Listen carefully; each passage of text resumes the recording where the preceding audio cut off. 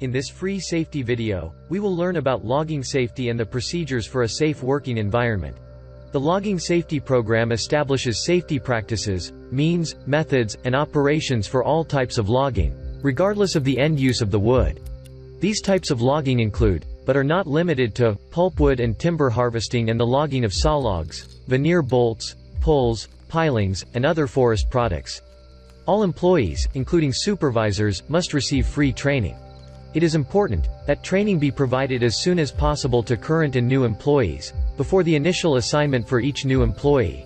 Whenever the employee is assigned new work tasks, tools, equipment, machines, or vehicles, as well as whenever an employee exhibits unsafe work habits. Each employee must be trained by a competent person in the nature of the hazards in the work area, safe performance of assigned work tasks, maintenance, operation, and safe use of tools, machines, and vehicles the employee use or operates, including understanding and following the manufacturer's instructions, warnings, and precautions. Recognition of health and safety hazards associated with specific work tasks, and the application of measures and work practices to prevent or control those hazards. Recognition, prevention, and control of other safety and health hazards in the logging industry. Procedures, practices, and requirements of the worksite.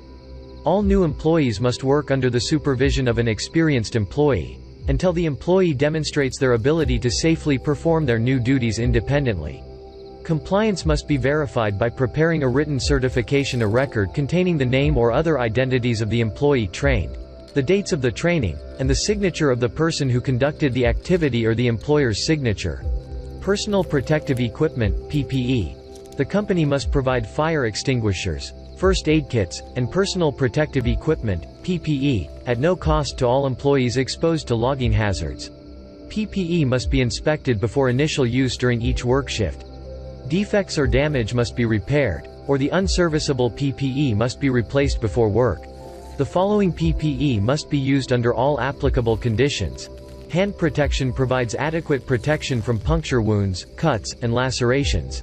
Leg protection is constructed with cut-resistant material, such as ballistic nylon. The leg protection must cover the entire length of the thigh, to the top of the boot on each leg to protect against contact with a moving chainsaw.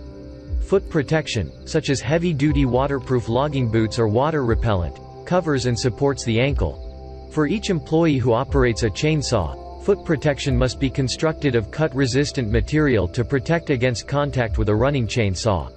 Head protection is potential for head injury from falling or flying objects. Eye protection is potential for eye injury due to falling or flying objects. Face protection where there is potential for facial and injury such as, but not limited to, operating a chipper. Employees who perform chainsaw operations and yarding may wear logger-type mesh screens. Employees must be spaced, and the duties of each employee must be organized so the actions of 1. Employee will not create a hazard for any other employee. All chainsaws must be operated and adjusted in accordance with the manufacturer's specifications. Stationary or mobile logging equipment must be inspected prior to and during use. Logging equipment must be operated within the limitations, as described in the operations and maintenance instructions for that machine on any slope which is greater than the maximum slope recommended by the manufacturer. Each machine must be positioned during winching so that the machine and winch are operated within their designed limits. Before felling is started, the feller must plan and clear a retreat path. The retreat path must extend diagonally away from the expected felling line, unless it can be demonstrated that such a retreat path poses a greater hazard than an alternate path. Once the back cut has been made, the feller must immediately move a safe distance away from the tree on the retreat path. While manual felling is in progress, no yarding machine may be operated within 2 tree lengths of trees being manually felled. No employee may approach a feller closer than 2 tree lengths of trees being felled until the feller has acknowledged that it is safe to do so, unless it can be demonstrated that a team of employees is necessary to manually fell a particular tree. Each dangerous tree must be felled, removed, or avoided. Each dangerous tree, including lodged trees and snags, must be felled or removed using mechanical or other techniques that minimize employee exposure before work is commenced in the area of the dangerous tree.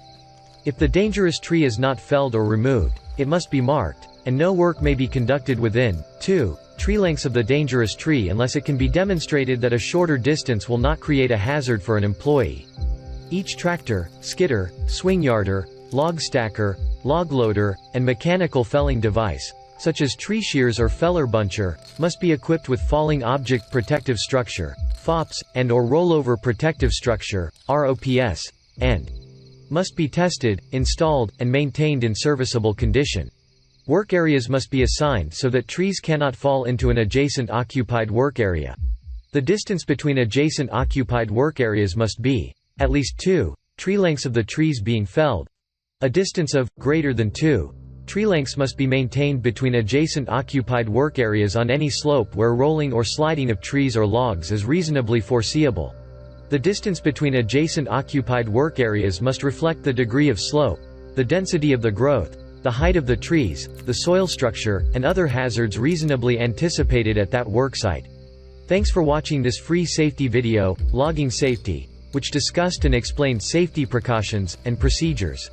CMS Safety Videos. Please subscribe for updates. This video was provided by cmssafetymanagement.com, which provides solutions, requirements, handling maintenance accounts, including ISNet World, Avetta, PEC, Veriforce, Approve, ComplyWorks, Vero, First Verify, and other management systems.